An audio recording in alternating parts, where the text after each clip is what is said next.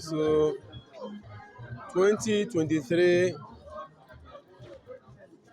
electoral processes is ongoing. Students are forced and they are voting for their favorite contestants.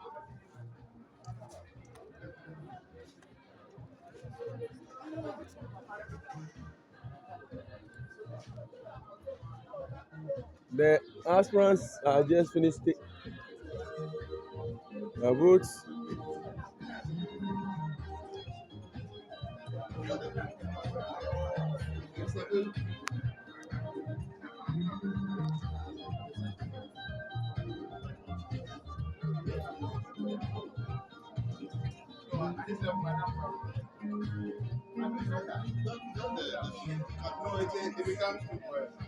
It becomes like so you see you see job.